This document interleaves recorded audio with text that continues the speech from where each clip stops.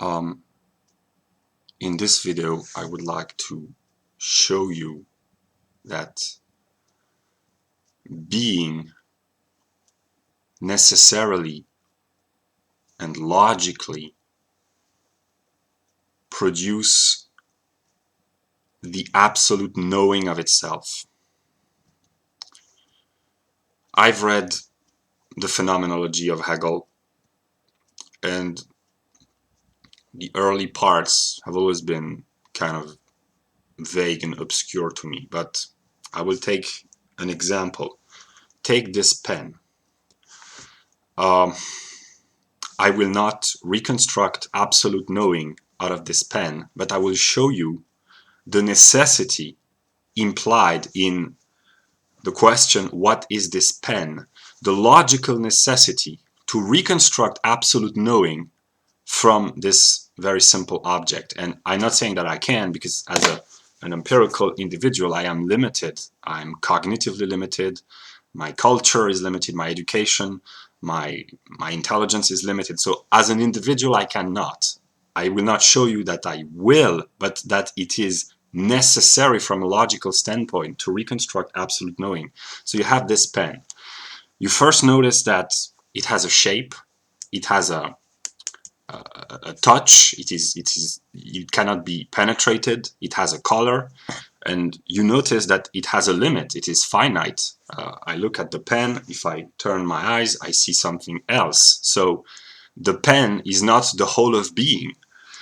And I notice properties which are included within this pen, but also exist outside of the pen. It is black, but this mask is also black. So this pen and this mask share together the sensuous universality of blackness.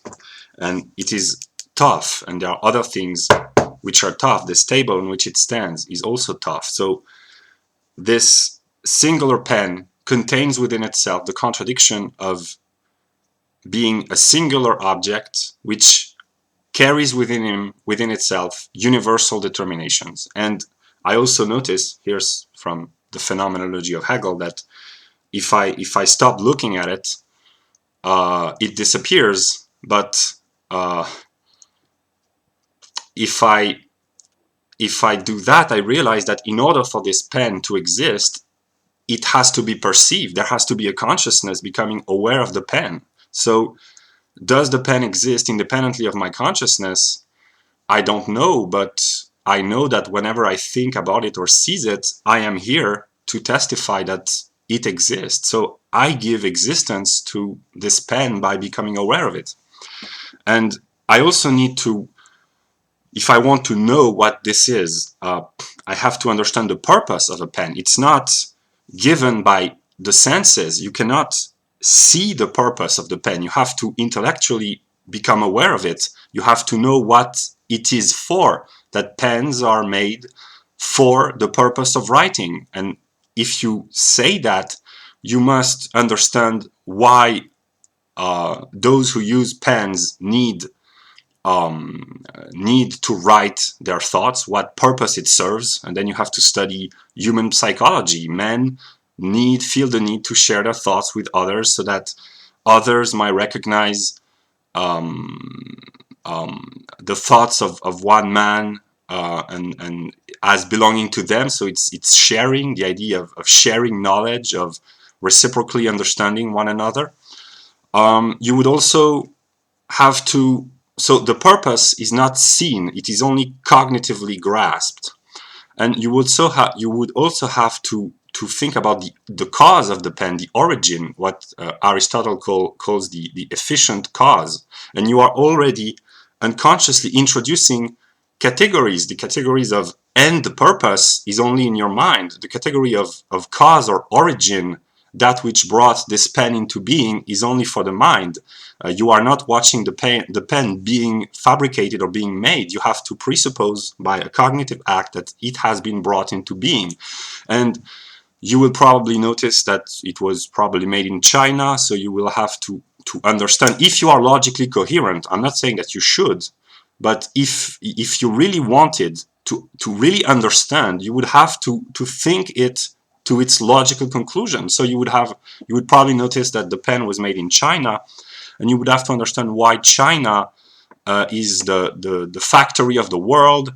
You have to understand why there are so many Chinese, why they have their work ethic. So the work ethic of China is a mixture of genetic determination. So you would have to understand the genetic history of the Chinese people, the Confucian work ethic. You would have to understand why Confucius' teachings fit so well with the Chinese. Is it the spiritual teaching which determines the social behavior? Is it the social behavior which produces the spiritual teaching? It's what Hegel calls a Wechselwirkung, a reciprocal determination.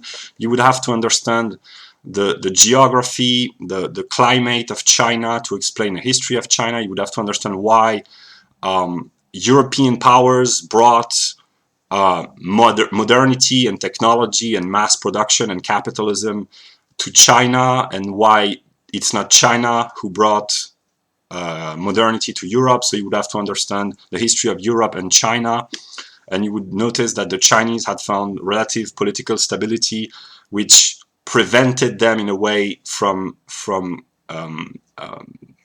starting modernity as an intellectual and economic development, whereas Europe was unstable because of the whole history of Europe. So it brought about conflicts and opposition between the various European states, which brought the need for liberty of mind, liberty of thinking, which was the condition which brought about technological change, religious reformation, and so on and so forth. And then the Europeans colonized the entire world, and they brought their civilization with all the conflicts and the death and the suffering they brought, but they also brought progress. And you would understand why all the things we buy are made in China. And on this pen, there's the stamp of a public company, not a private company, a private business. You would have to understand why private businesses need to sell and to give for free objects on which their personal logo appears, because it enables them to advertise, to promote their brand and their company, to bring a good image of themselves, to bring customers. And you would have to understand that this particular company is in relation to all the companies which their clients, those to which they buy their furnitures and so on. So you would have to reconstruct. I'm not saying that you should from an individual standpoint, but I'm saying that from a logical standpoint, if you really want to understand what this pen is, you would have to reconstruct the whole world history, the whole world of economics, politics. You would have to understand the physical properties of the pen.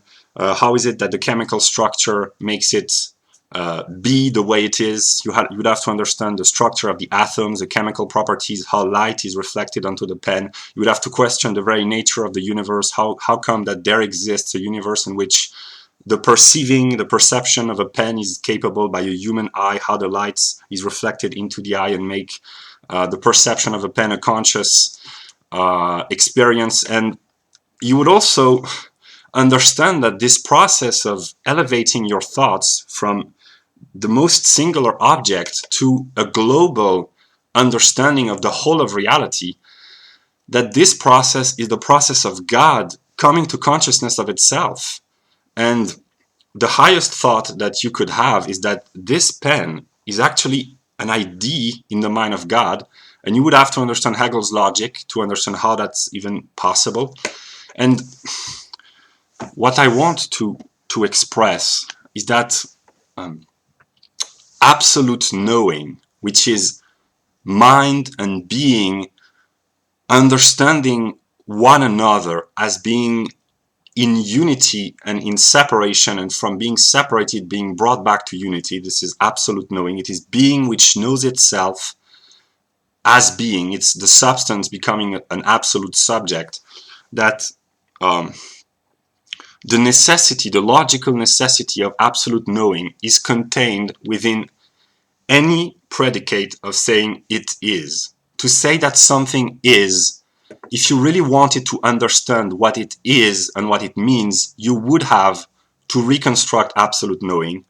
And what humans unconsciously do is by scientific activity or philosophical inquiry is reconstructing absolute knowing, and absolute knowing is this whole process of being becoming conscious of itself. So